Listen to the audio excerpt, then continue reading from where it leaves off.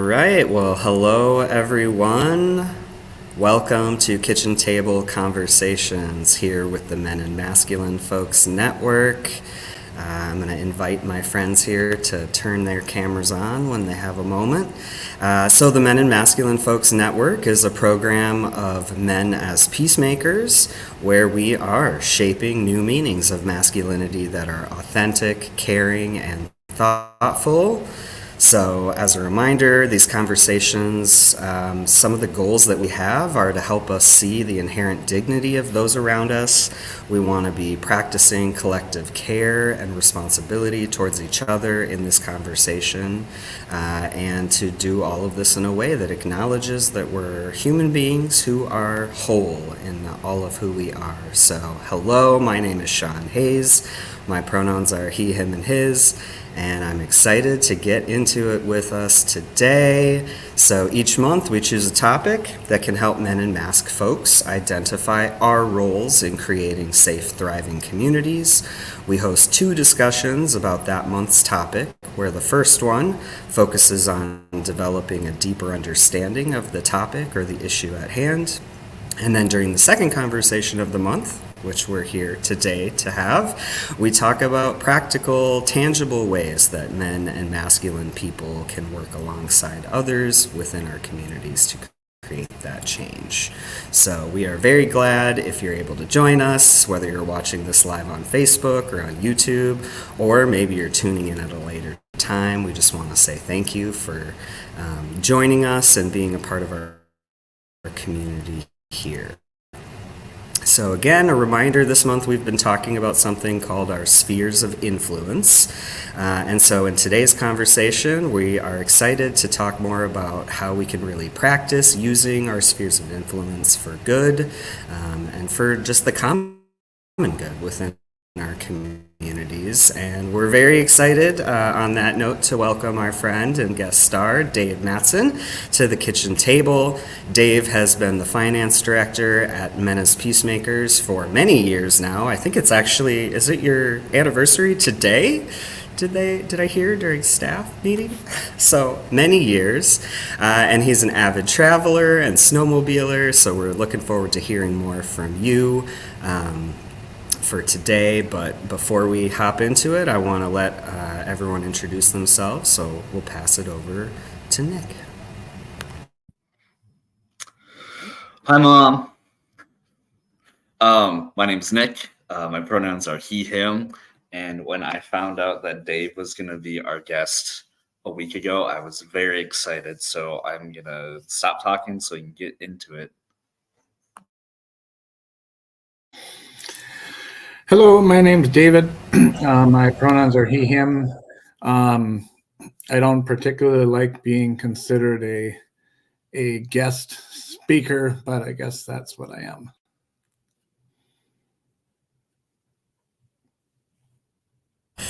That's right, and you're doing great already, Dave. So would you be willing to share a little bit, Dave, about how you got involved here at Men As Peacemakers and just doing the work that you do? Tell us about that. Good question. I got involved in the work that I do finance-wise because I needed a career. I worked in nursing home food service for 16 years and found I didn't like that work very much, but I did like office type work. I was also interested in where money went, and so I decided to get involved in accounting. That got me into the career of accounting, and I guess I was good at it, and I sort of, by word of mouth, fell into Men As Peacemakers back in 2008 as a very part-time bookkeeper for them, and I've been with them almost entirely since then. So it's been a long ride.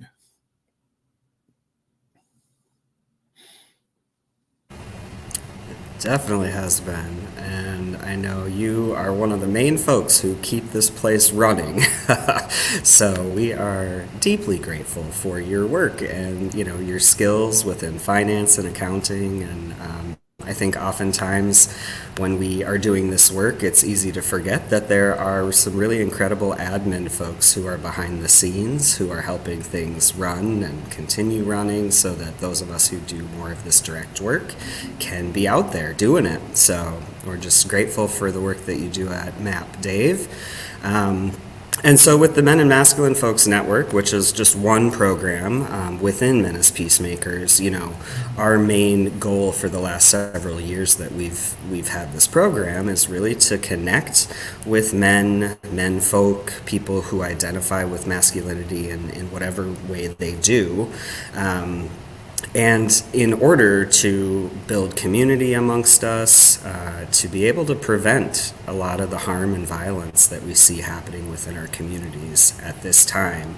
So we know everyone has some type of influence, no matter where they are, whether they do this kind of work directly, whether they're more behind the scenes doing an administrative role, or if you just not involved in a nonprofit or social justice, movement type work, we all have some amount of influence on the people that we have relationships with. So in order for us to be able to create some of that positive change, we have to be able to, first off, know who are, within our spheres of interest or influence. And then what are the ways that we can connect with them, that we can have conversations about these things, and really start, shifting the dial where we can prevent more of the violence happening. And so, Dave, for our first question of our conversation today, I'm wondering if you can share with us about your own personal spheres of influence that you can locate yourself in. Sounds good. I never would have known the term spheres of influence unless I had gotten involved in MAP. Getting involved in MAP has introduced me to a whole new way of thinking about things. And it's become rather easy to identify who my spheres of influence are, because one of the things that a person often gets asked is, where do you work? What do you do? And so I tell them I work for Men As Peacemakers. And the first thing they say is, well, what the heck is that? And so my primary sphere of influence is my family. It used to be my mom and dad and my two sisters. But it's grown now to include my partner, Bob, and 7 nieces and nephews, half of whom are married and now have their children. So there's a lot of opportunity there to talk about what I do and what's important to me. Also, the MAP staff, every week we have staff meetings where we talk about stuff like this. And it's very interesting to hear people's different perspectives on things, because usually they are quite different than mine, and they really challenge my ability to rethink what I believe. I've been involved in the gay community for a very long time. I was involved with the Northern Gay Men's Center back when it was open. And I've also been involved with a group called Outwoods down in the cities. And more recently, in 2013, I had a falling out with some of the sled buddies that I rode with, and I was forced to find literally a whole new group of people to ride with if I wanted to continue enjoying what I do in a safe manner, meaning not by myself all the time. And I met a great guy from Alexandria who introduced me to a whole bunch of people from all over the upper Midwest. And most of them are considerably more conservative than I am, considerably more so than I've ever been exposed to. And also, shall we say, very challenging views, things that I would vehemently oppose. And I had to try to figure out how the hell am I going to navigate this, and do I want to? So that's kind of where I'd leave it right now. Yeah, I appreciate that, Dave. And I think for those who are watching and who may be thinking the same thing, what the heck are spheres of influence and why should I care? It's like, just the matter of you sort of breaking that down and being like, okay, we've got family, we've got my work folks, we've got our, the snowmobiling buddies, and the ability to locate ourselves. It's like that's that first step that we have to take if we want to start making a little bit of positive change, right? It's like if we don't know who those people are, it's hard to actually be intentional and to have those conversations with folks. So I appreciate you sharing with us a little bit, Dave, about yours. Nick, do you want to pop? I would love to hear from you too. Like where do you find yourself within those spheres? What do yours look like? Yeah, no, thank you. And thank you, Dave. Again, I'm honestly just giddy that you're here. I think before I even met you, you had such a reputation in terms of just wait till you meet them and people giving their descriptions and their experiences with you. And you've been nothing but nice and generous. And honestly, one of the days I look forward to are our staff trainings on Thursday, just because we get you out of your comfort zone maybe a little bit and get a share. And I just feel like you always have something where I don't know, I learn a lot from you, and I don't know, not just saying that. So thank you. But yeah, no, I think, and thinking about spheres of influence, Dave brought up a kind of good point. It's like, I always go to work because people always ask you, what do you do for a living? Like, what's your thing? And so even thinking about the last, kitchen table conversation we had, I talked a lot about work, but even thinking about it, I even just wrote some things down. It's like family is really important to me. And thinking of spheres of influence before I come on here, I kind of even joked about it before, but it's like I always send a link or have been sending links to my family members because these definitely are conversations that we're having in our group text messages or at the literal kitchen table when we ever get together. But it's something where it's like, if they listen to it for just the times that I'm talking, or if they listen to it for 10 minutes or the whole thing in the background, whatever, it's like, I feel like that's something that's very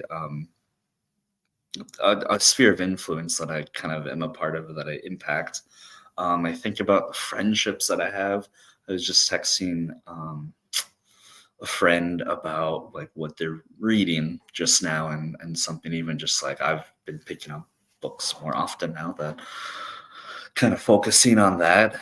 The other communities that we go to out and about within the community, it's like I go to one of the local coffee shops a lot often, and I've been going to they have open mic night on Sunday night at 5, and it's like you start to get to know these people and kind of have conversations with other people. So it's like you definitely have started to realize, I guess, to bring this together, is that I have a lot of spheres of influence, whether my role in that is big, whether my role in that is small.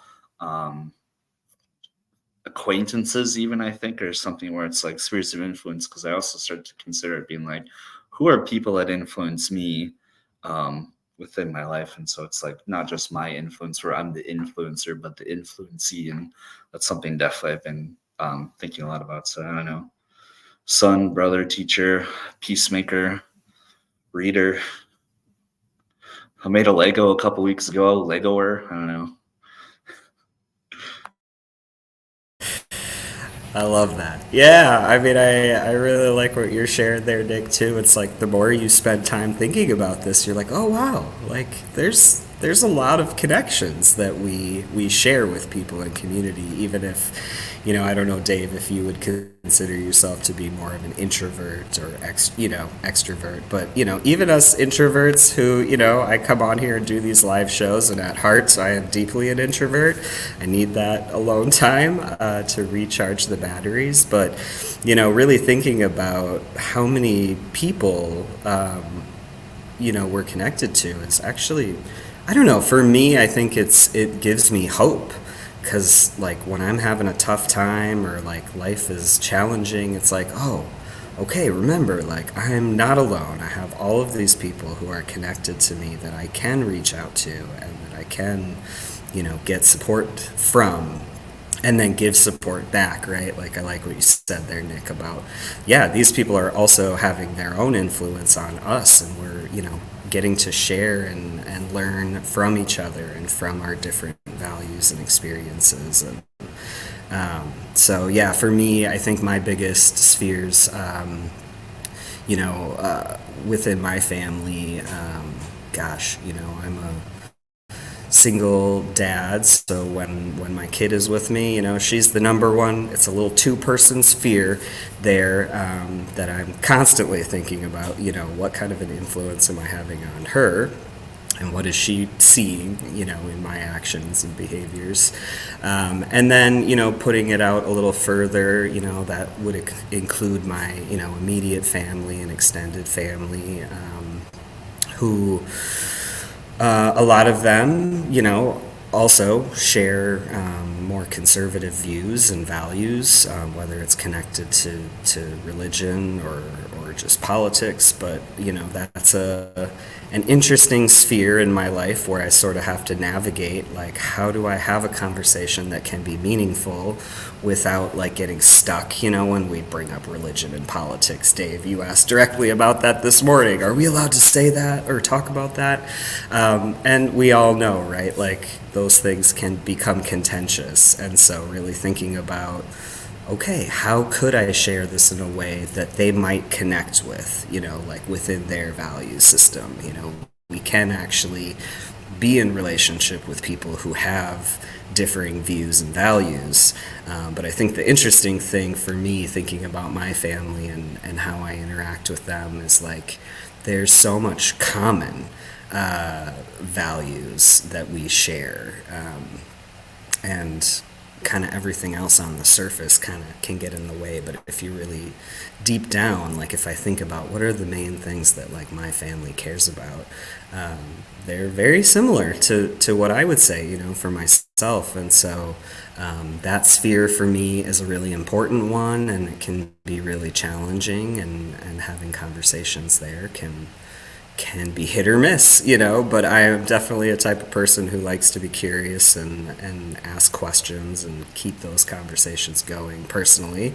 And then I also think about my work with Trans Northland, which we're basically a brand new nonprofit as of last year, but we've been doing this community work for almost 10 years now. 10 years next year.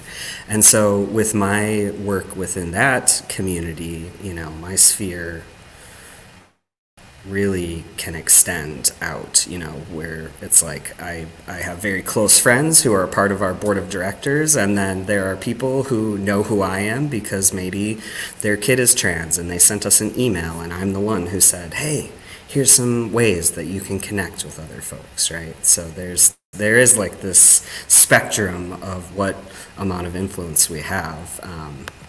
But yeah, maybe I'll pause there. That's enough spheres. So Dave, bringing it back to you, would you be willing to share a story with us about a time that you had a conversation within one of your spheres of influence, where it kind of was about this work that we do here at Men As Peacemakers to prevent violence?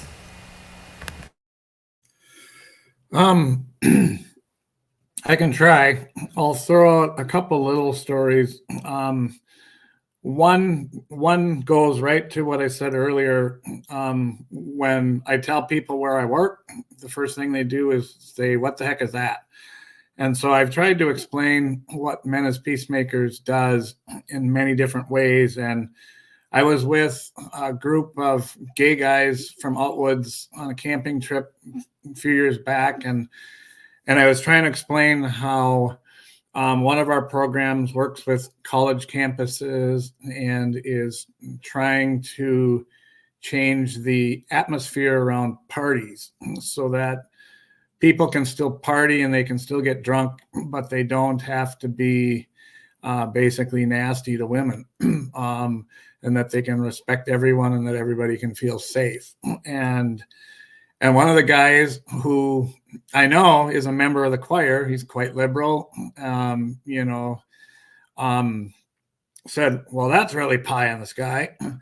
And it kind of left me speechless. And I realized that I needed more examples. And so I gave him examples where that our boss Sarah had shared with us a while back, how prohibition was an example where society tried to impose its rules top down. They simply passed a constitutional amendment, said, drinking is bad, nobody should drink, and there was no buy-in from the average person, and so it didn't change anything. And pretty soon the law went away and everything went back to normal.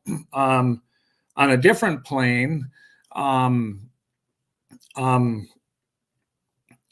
anti-smoking things around secondhand smoke being bad for you and bad for your kids, and that campaign basically started at a grassroots level as people became more aware that some people were getting sick because of secondhand smoke, and grassroots over many, many, many years. Local, might have been a company, it might have been a local city or township passed ordinances that said, hey, we don't want smoking indoors.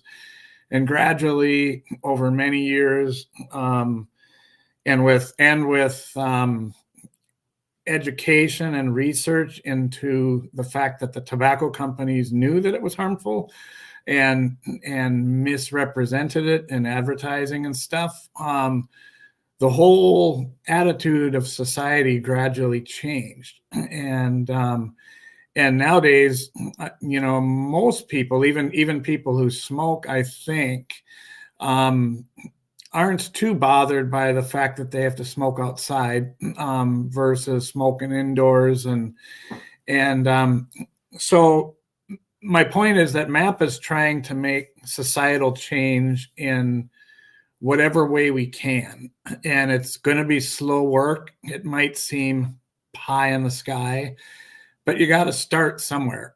And the different programs that we're doing are doing just that. We're starting somewhere, and we're finding things that might resonate with people, and we're finding things that don't work at all. And we're continually evolving what we do with the goal that maybe 5, 10, 20, 100 years from now, society will have a whole new view on violence and how to prevent it and why it's needed to prevent. Another example I'll give you is talking about my snowmobile buddies. When I went into that group in 2013, we all met in the Upper Peninsula of Michigan, and I was really uncomfortable because it was a lot of different people, some people considerably older than me, a couple of people younger than me. I didn't know any of them. And over the course of getting to know these people, one of them in particular really spewed a lot of racist language that really made me uncomfortable. And I had no idea what to do. Should I confront him about it? Should I say to anybody, I'm not comfortable with that? And because I didn't know what to do, I said nothing. But over the years, I built relationships with all these people. I got to know them better. And I realized I really like these people. I really like all of them. They're fun people to be around. They've got a fascinating life story to tell. And even if some of the things they say at times are really offensive to me, it didn't make them bad people. And so as the years have gone by and I've built relationships with these people, I've been able to, because of feeling safe in these relationships and feeling that they know me well enough that I'm not going to, quote unquote, harm them by speaking out about something that's really important to me, I've been able to start speaking out and saying, the comments that guy made, really bothered me. And and we were able to start having dialogues around that. But I never would have done it until I had taken the time to really get to know these people and for them to get to know me, and where we had something in common that wasn't just snowmobiling. And time will tell whether I am actually able to have any influence whatsoever on their views towards larger societal issues. But I feel like realizing that they are good people and genuinely liking them is a great place to start.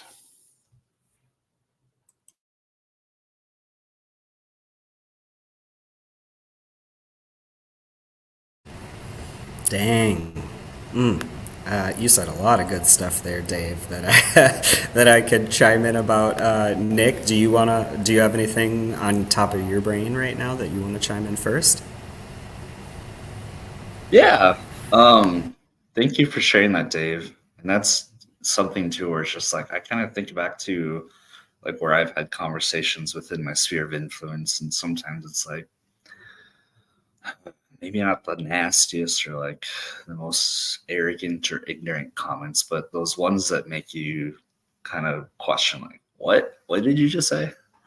Sort of those things. And so with the question being a time where you've had a conversation in your sphere of influence about preventing violence, it's like I think a lot of mine thinking back within just like the last 10 years, probably more reactive than proactive.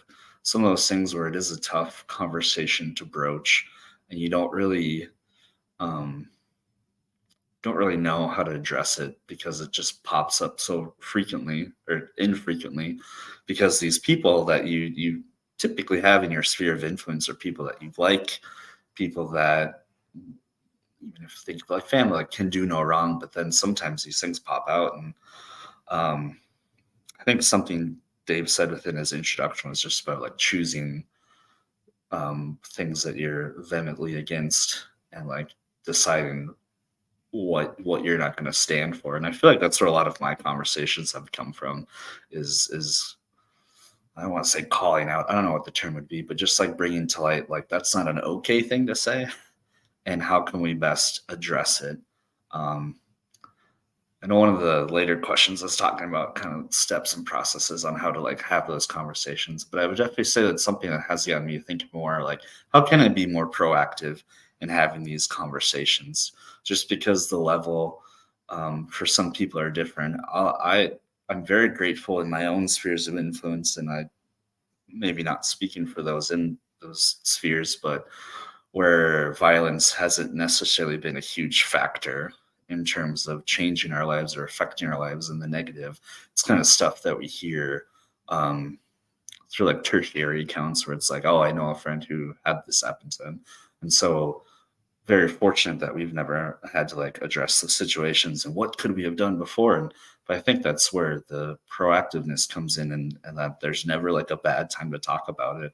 Um, this is kind of one of my first times living like in a larger city where it's like there's just more people, and I don't know, maybe the larger population, more likely it is you're going to see incidents of violence pop up. And so it's something I even think about with my friends who um, whether I was teaching or working at a brewery, where it's just like a lot of people that I've talked to are like those that could be susceptible to either being a victim of violence or I don't know, perpetrating violence or being in other spheres of their own lives rather than things. So I think really just bringing it to light, um, and not that I've necessarily had these stories of talking to my spheres of influence about violence, but thinking now it's like there's always time for it though, right?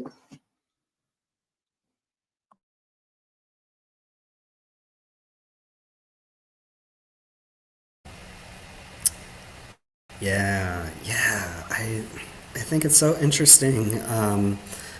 The piece that you shared, Dave, and Nick, you're touching on this too, right? The importance of having a relationship with someone before you try to have a conversation about some of these harder topics, right?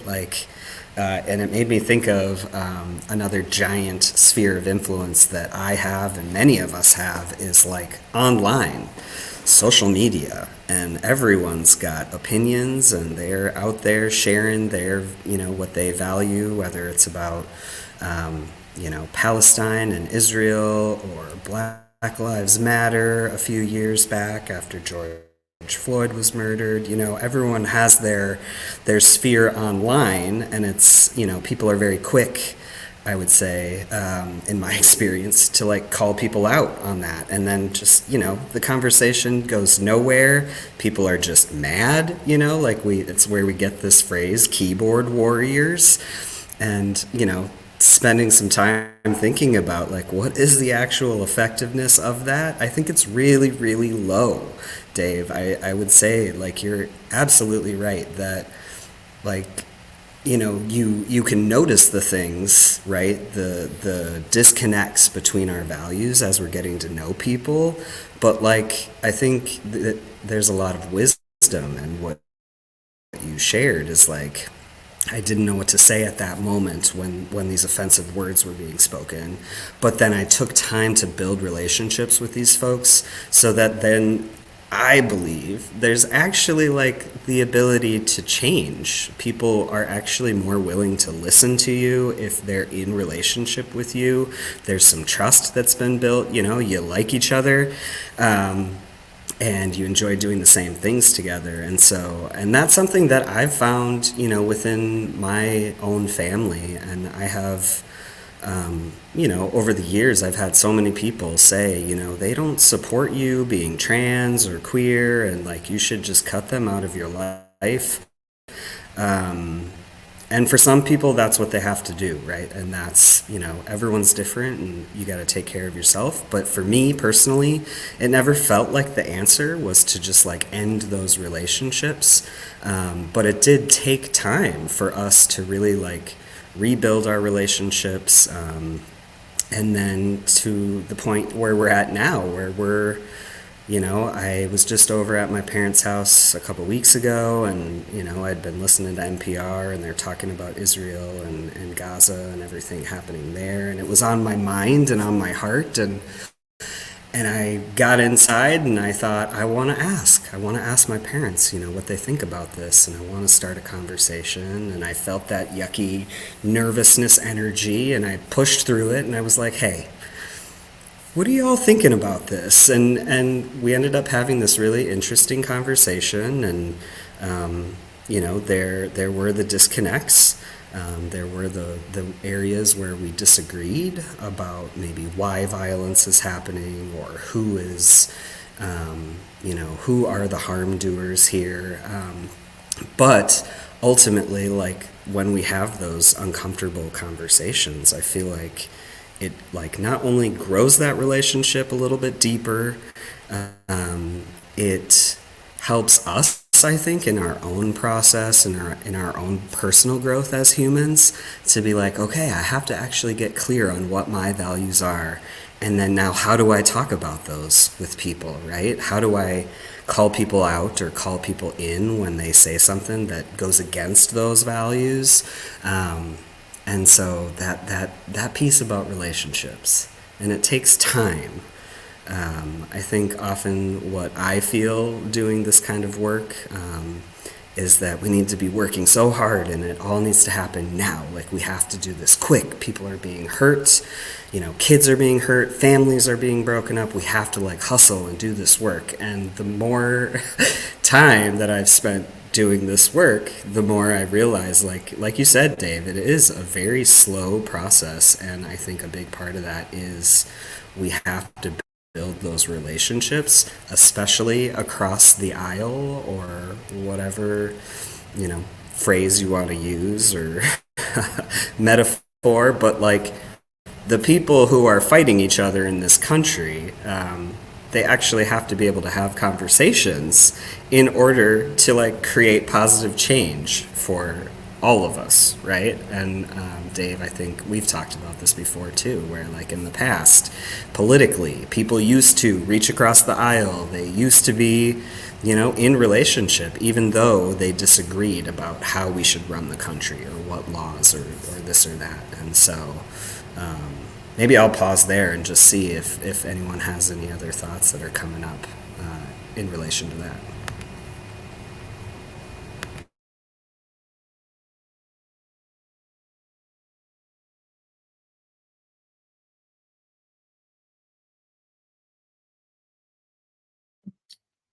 I was gonna wait for Dave to say someone as our guest of honor.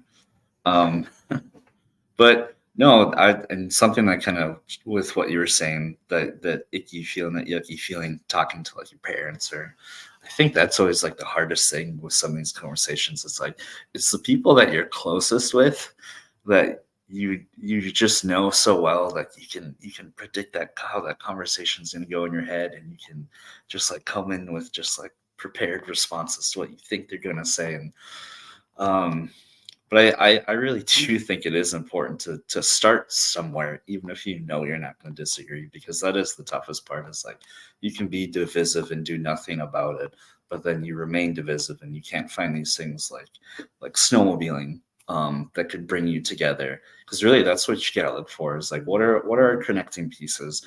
There are tons of people I'm sure that I don't 100% see eye to eye with. Like that's just a fact within like the awesome insanely large world that we live in.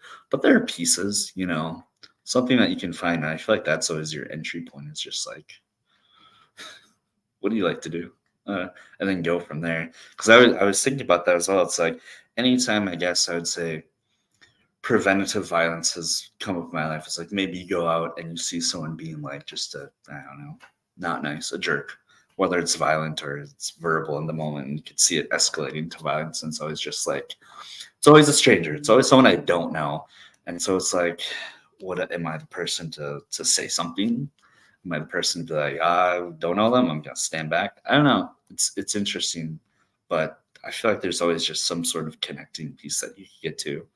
And that's kind of how I've and that goes back to like the spheres of influence. It's like when you have those people in your spheres, those circles that you have, it's like you kind of know what those could be. Snowmobiling, Legos, like something where it's like you can kind of mosey into a conversation where you can be more preventative, um, and get to that point. I can speak a little bit to the notion of having difficult conversations with your family. And when I came out to my family, I was 19, and my parents knew there was something wrong with me emotionally because I was an emotional basket case by that time, having gone through my entire teenage years, not having a soul to talk to about it, and believing that gay was bad and that I was bad, and literally hating myself for being that way. So my parents were um, thrilled to know what it was just because they knew what it was. And at the time, my dad said something like, well, he goes, I don't think I could accept you if you were in a relationship with somebody, but I love you nonetheless. And over the years, they did a lot of reading. They did a lot of educating themselves about what it was. They knew more about gayness than I did after 10 years.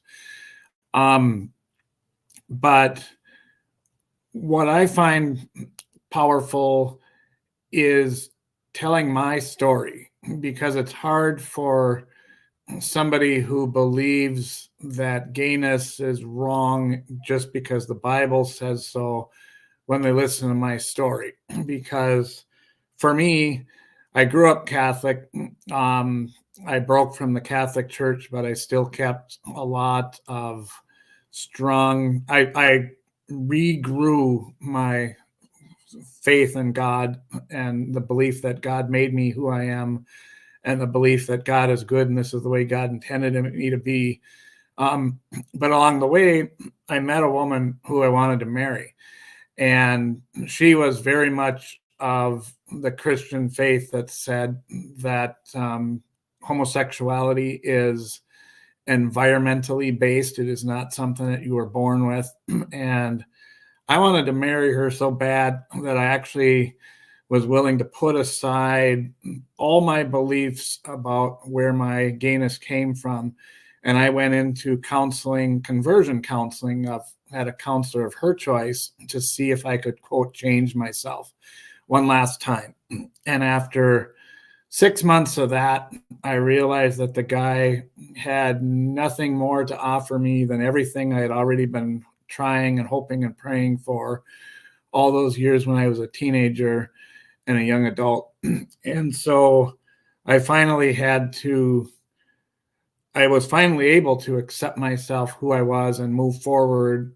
And so nowadays, if I were to talk about my being gay to somebody who believes God doesn't create gay people, I can tell them my story and I can say, hey, this is not something I chose. This is not who I wanted to be. And I even, went to your side's type of counselor and tried to change myself. And for me, it wasn't the right thing. And I think it's a lot harder to refute a personal, highly emotional story than it is to believe blindly in the words and on a piece of paper in some book, even if it is the Bible. It's not going to change everybody. It's not going to change everybody's opinion, but I really believe it will make some people re-examine their own views and say, hey, there's some gray area here that I don't understand. And maybe they'll never come to understand that gray area, but by being authentic and by telling your story, you can plant that seed where change might come.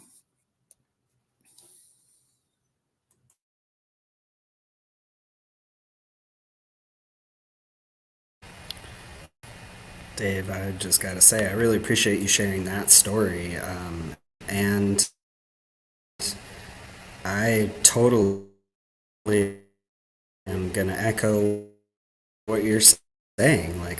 It's like you said, it's a lot harder for someone to say, well, no, that didn't happen to you, or no, that wasn't really your experience. When you're saying this has been my life. Here are the things I've tried. Here are the ways, and I think that the fact that you had to go through things like conversion therapy and some of those things, it's like, your sphere of influence at the time, right, was having that influence on you. So it's like that vice versa thing that we said too, like that Nick had brought up, where it's like we have an influence on our people and they are also, using their own influence to, forward their values, right, and to get more folks to connect with those values. And so I just want to say thank you for sharing that, the really personal story of that. And I think it is so powerful when you can really say, like, this happened to me. This is not just a made-up story that the media has, created, or, whatever the misinformation that people might think is out there. But when someone is physically telling you their story, this happened to me, I think that there's nothing that's more powerful than that, to be honest. And so it kind of naturally leads us into our final or one of our final questions is there anything else? I know we've brought up a couple things already here, but what would we recommend? Or Dave, do you have any sort of practical steps or actions, whether they feel big or if they feel really small, that we as men and masculine people can take to start working towards a future that is safer and more inclusive for everybody.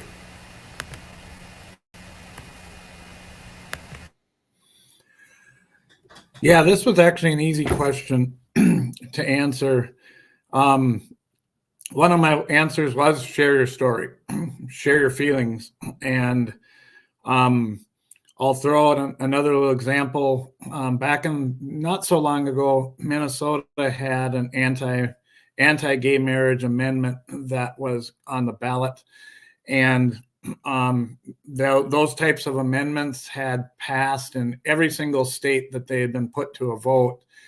And so it came up in Minnesota, and Minnesota took a very different approach where they relied on one-to-one conversations with basically thousands of GLBT people and their allies, talking to people who might be on the fence about the issue and just sharing their stories. And 18 months of doing that, I believe, changed a lot of people's minds. And that amendment went down to a defeat. It was the first one nationwide that had gone down to defeat. And then it seemed like society just kind of snowballed in that direction, to an area where we actually have gay marriage legal, something I never dreamed I would see in my lifetime. But it started with people telling their stories, talking to each other. So that would be one of my other practical things would be to have conversations with people you disagree with. I'm not saying go out and find somebody on the street that you know hates the things you stand for, or find people on social media who are just going to spew a bunch of crap your way, but people that you're somewhat close to, and try to have conversations about things that you disagree with. And don't go into the conversation with the intent to change their minds or to influence them to see your side. Simply listen and try to understand why they believe they do. One of the things that I'm going through right now is my partner and I are going through some couples counseling. And one of the things that I've become aware of is how trauma, things that have happened in our lives in the past can influence why we believe and how we respond to things that happen in the present. So when you're having conversations with people about an uncomfortable subject, see if you can listen to hear if there's any trauma in the person's life that might make them believe the way they do. Because if you can understand that, you can get to a much deeper understanding, a much deeper way of connecting with them than you will if you just stay in the very superficial talking points. One of the things I have seen happen in my lifetime is that I came from the Iron Range, or my family came from the Iron Range. And for the long time, the Iron Range has been a very democratic, liberal area. And that seems to be changing quite dramatically now. And I don't think that the people up there have changed. I think they're fearful for their livelihoods and stuff. It's one thing to be anti-mining or anti-timber or anti-wolf, and bringing up those topics can right off the bat put people on the defensive on both sides. But for the people on the Iron Range, mining is their livelihood. And so to automatically just say, we need to shut it down, and I don't care what you think, that kind of scares people. And so, thinking about how they might be interpreting something and being able to, can you tap in to a conversation with somebody up there and see if what I'm theorizing is true? Maybe so, maybe not. Maybe I'm full of hot air, but I think there's something to it.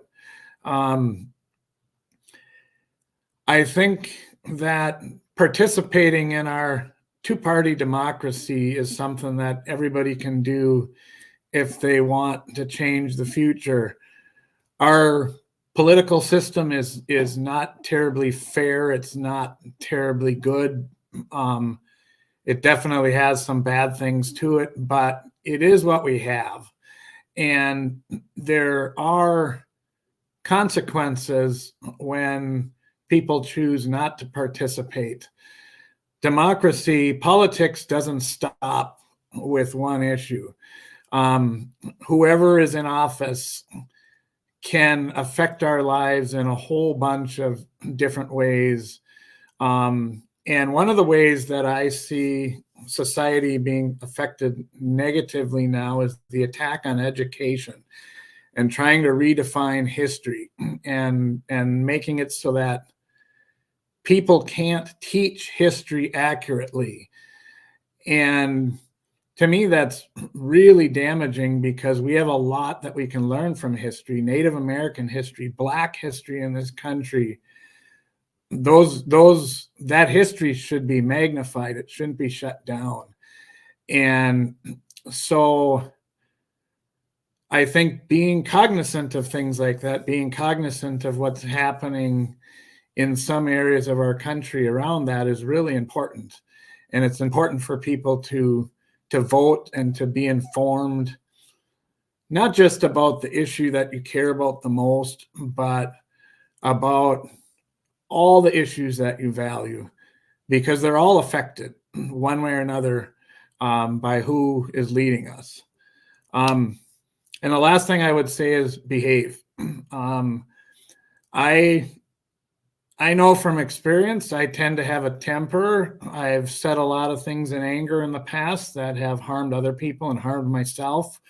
So it's really important for me to keep my emotions in control and try to treat people kindly, and not to simply perpetuate all the stuff that we seem to see going on around us. So I better shut up now. I just want to keep listening to you, Dave. You have so much good wisdom to be sharing with us. I like that last one. Just behave. Just be kind. I think that is, that alone, if all of us, just put that into practice, I think, no matter who it is, be kind. That alone would have a huge impact on our communities, and there's just so much, I think, so many gems in what you shared there, Dave. I just want to say thank you for those, because those are some really great tips and things that are easy, right? It doesn't take a lot to go and check and see if you're registered to vote. Or it doesn't take a lot to try to be kind and to be aware of your emotions and how they might impact people around you, So I really appreciate what you had to share there. And as we're coming to the end of our time here, as always, the hour flies by, but we always like to end with the question. And Dave, I'm just going to pose this directly to you. So what do you feel hopeful about for the future and for our future generations? You need to pose these to Nick so I don't talk all the time. What do I feel hopeful about future generations? I think that I can see how the younger generations are already changing society. When I grew up gay, there was hardly anybody to talk to. Now it seems like at least once gay people get beyond a certain point of coming out, they find a network of support in their schools, in their neighborhoods, and they're much more integrated into society, which I think is fantastic. I think that the younger generation has really brought climate change to a new level of consciousness and are making steps. Certainly, the whole issue of minorities in this country and their rights and their place and telling their history and letting them be who they genuinely are, all those things are taking strides. And so I find all those things to be really, really hopeful. I appreciate that, and if we had more time, Nick, I would certainly pass it to you. But I really appreciate that, Dave, and it's just a reminder for me that ending these types of conversations with that bigger hope for the future always is helpful to me, because in the moment things can feel really frustrating. As you said, Dave, tempers can fly off the handle, and then if we can just remember, like, why are we here? What are we hoping to change? And what is it going to look like in the future when we've made these changes? And so I am grateful for you for sharing those hopes that you have, and I definitely would echo a lot of those as well. And so just want to say thank you so much to you, Dave, for taking the time to join us here at the kitchen table. Your wisdom is invaluable, and, as we said, kind of promoting this conversation, Dave does not do direct work with this violence prevention work, and yet, where he is at, within his spheres of influence, he is able to, make these choices and to start these conversations. And I just want to point out that you and all of us are able to do that. And so we encourage you to think about your own spheres of influence going forward. Who are those folks in your lives that you can have conversations with, that you can work on deepening your relationships with in order to have more of those uncomfortable conversations. And I think we'll all realize we do have a lot of influence over a lot of folks. So thank you to all of you who have been able to join us live. There's a couple of y'all. It's always great to see you pop in live and to be commenting and engaging with us in our conversation. We're grateful for all of you viewers, and as a reminder, we hold these kitchen table conversations every other Thursday at 12 p.m. Central Standard Time, so join us next time on April 4th at 12 p.m., and we'll be having a conversation about community level conditions and what are the things that are currently set up within our communities that basically make it possible for violence to happen, for racism and homophobia and all of these harmful things to happen. So we'll talk a little bit more about those conditions that we are seeing and noticing. Don't forget, follow us on all the social medias to stay connected with us with the Men and Masculine Folks Network. You can like and follow our Facebook page, subscribe to us on YouTube. You could also find a bunch of our conversations from the past on Spotify now as well. So if you prefer to listen to these while you're driving or whatever, check it out. And if you happen to be watching this conversation as a part of your virtual training for the Don't Buy It project, check out the description below for the instructions about downloading corresponding discussions and activities guides. And as always, again, we encourage y'all to have conversations like these. We know that these conversations are happening at your kitchen tables. Continue to do that because together, through every conversation, we are building interconnected communities that can be free from violence, where all of us can thrive together. So thank you so much for joining us here at the kitchen table. And as always, we hope you take good care until next time. See you later.